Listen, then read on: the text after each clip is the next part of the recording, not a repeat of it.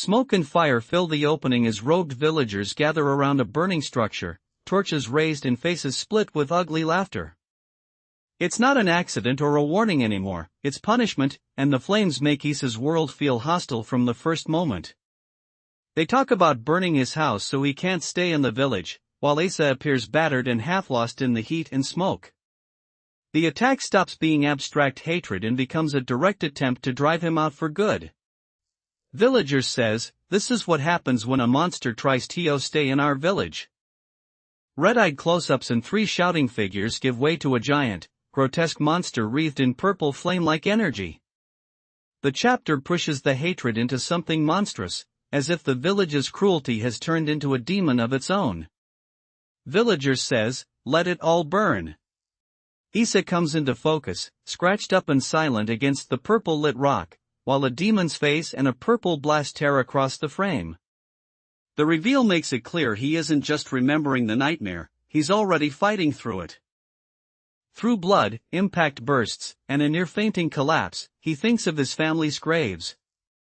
That memory becomes the real anchor under his rage, because revenge is now tied to the dead he failed to protect.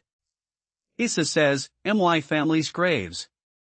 He spits out that taking his family wasn't enough, because now even his chance to die beside them is being stolen.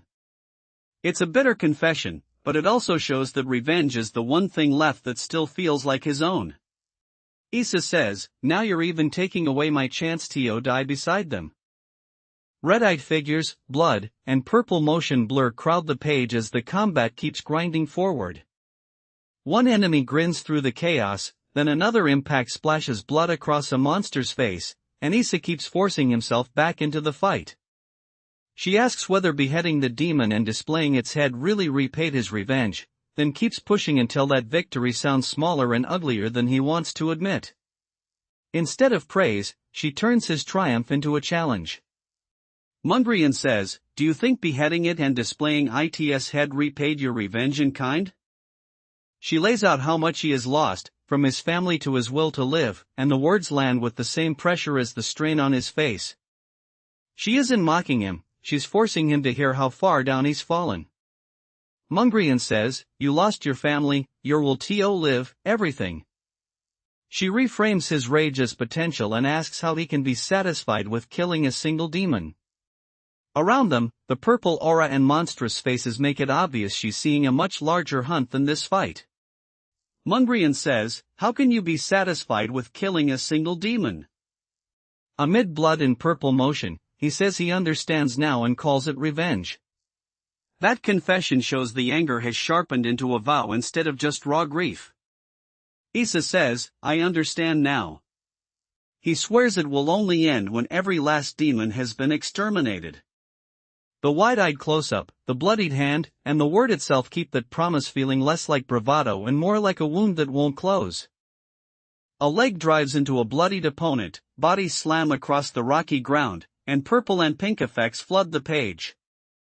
The fight isn't glorious, it's just relentless, and Yise's progress is measured by how much damage he can endure. She calls him impressive for standing before a demon with such a tiny body, then connects demonic energy to evil karma and resentment. In her eyes, his suffering isn't random anymore, it's something she can read and train. Mongryeon says, "Impressive, Yise."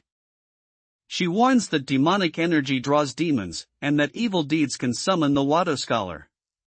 Then she turns her anger toward the guilty side too, ordering them to apologize to this child's family. Mongryeon says, "And that demonic energy draws demons." Purple and magenta blasts tear through the frame, a small black-clad figure is caught in the impact, and a towering grotesque demon appears beside a bloodied body. The scene doesn't slow down long enough for anyone to recover. Violet-white slashes rip through the giant creature while blood and debris fly everywhere. Mongryeon taunts the monster for being noisy, and Yise is left face down, exhausted, and still hanging onto the vow he made earlier. Mongryeon says, "For a big brute, you sure are noisy." She tells Yise he chose well, warns that this path could turn him into a vengeful fiend, and still promises that good days can come if he survives.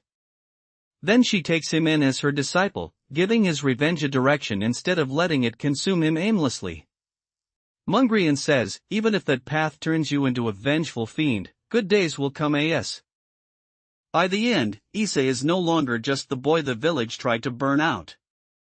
Mongryeon gives his revenge a direction, and that is the start of his path toward the grand martial path and a life built around exterminating demons.